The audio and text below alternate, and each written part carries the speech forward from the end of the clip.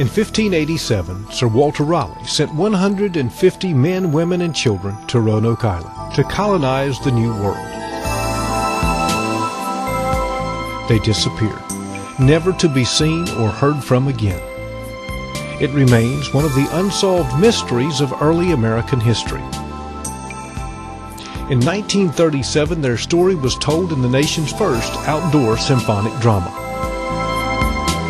It continues today. In the name of the Father, and of the Son, and of the Holy Ghost.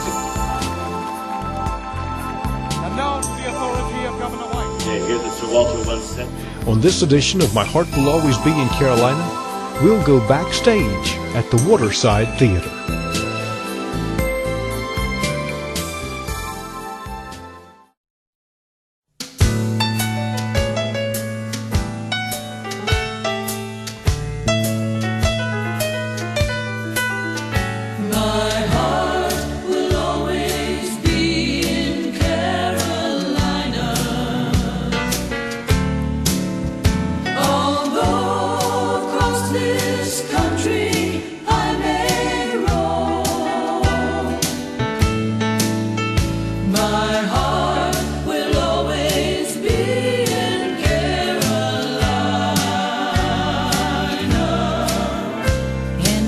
Sunny seaside, Carolina home.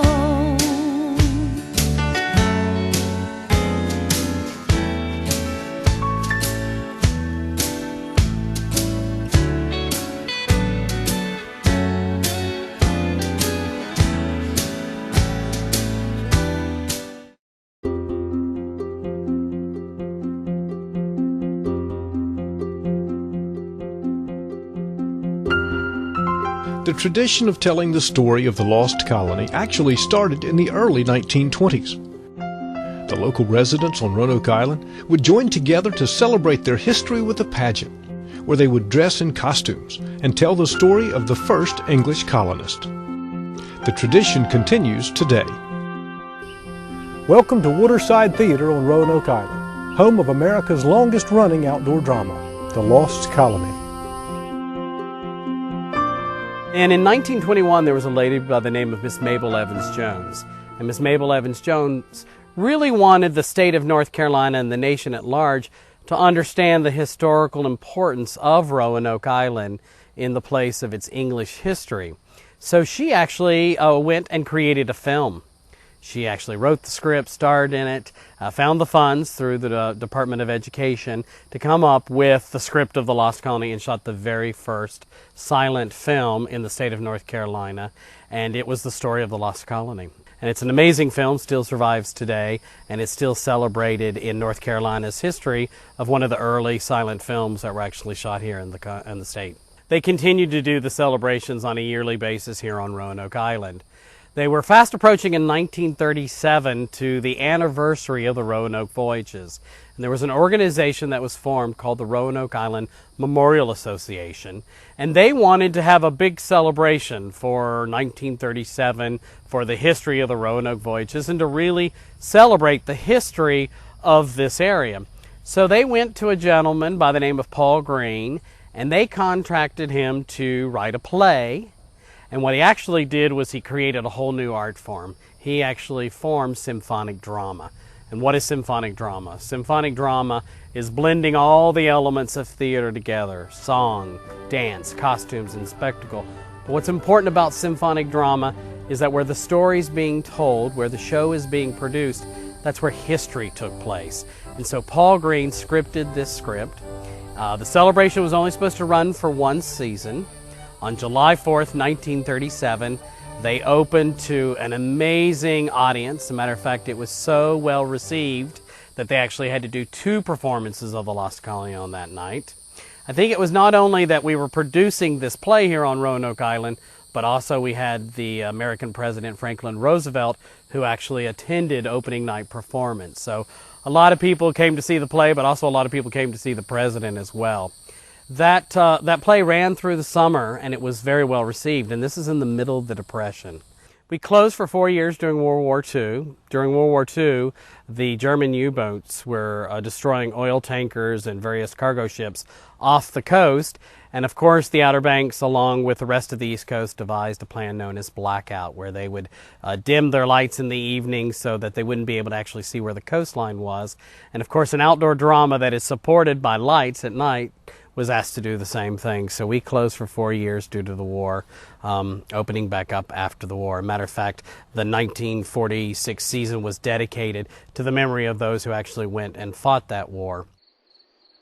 1947, we had a little accident with fire backstage at the Waterside Theater. To this day, we're still not sure what the cause of the fire was, but the theater was engulfed in flames and completely destroyed. The only thing that we actually had saved were some of the costumes. The costumes were saved by rainy rains and a lot of visitors who ran through the dressing rooms and actually threw those out into the Roanoke Sound, so they were actually able to save some of those. The theater was completely engulfed in flames and destroyed. Albert Skipper Bell, the designer of the theater, stood in the house, that's where the audience members sit, and actually made the statement, "Give me some lumber, give me some men, and I'll rebuild your theater in 6 days." And they had a meeting that evening in the town hall of Manteo to determine the fate of the organization. But before they could even take a vote, people were donating lumber, material from as far away as Elizabeth City, Norfolk, Raleigh. People were volunteering to help. They rigged up a lighting system. It looked like a huge football field here at the Waterside Theater, and they completely rebuilt the theater in 6 days. An amazing feat. I sometimes even question if we could do that today, if the human spirit and a collective body of individuals could come together and do something so remarkable. So they opened back up. It was attended by a very small house, but I am told that it's one of the best performances of The Lost Colony that was ever done. And it must have been very passionate on that evening for those individuals who rebuilt the theater. And then in 1960, we had a little lady by the name of Hurricane Donna, one of the worst hurricanes to hit the East Coast. It happened in September of that year, and it destroyed the backside of the Waterside Theater, the dressing rooms, the costume shop. Since it happened during the off-season, we had plenty of time to recover. So with the assistance of the National Park Service, the theater was rebuilt. And that's basically the theater that you see today in the Waterside Theater, with some minor and major changes as far as the house and the breezeways of the theater. But basically the actual stage setting is what was constructed at that time. The next disaster that took place actually happened in September of 2007, where our costume shop was completely destroyed by fire. It too does not have a point of origin to the fire, and unfortunately our whole costume collection was lost. And this was quite a setback for the association, because as I spoke earlier, we had some of the original costumes dating back as far as 1937 in the collection, and when the theater was destroyed in 1947 by the fire, the one thing that had been saved was the costumes. And unfortunately, the only costumes that were saved was a small collection that was actually at the dry cleaner. So the human spirit was actually very important for the recovery of that fire, because not only did the local community come together, but the state of North Carolina and the nation. So it was remarkable to see that collective effort come together to make sure that the show would open for that production season, and it did. It's quite amazing, because now it celebrates over 70 years of a very rich and diversified history. The Lost Colony has always been supported by the local community, which helped start it and gave it life. It is said in the early days, the shining example of community theater was the Lost Colony.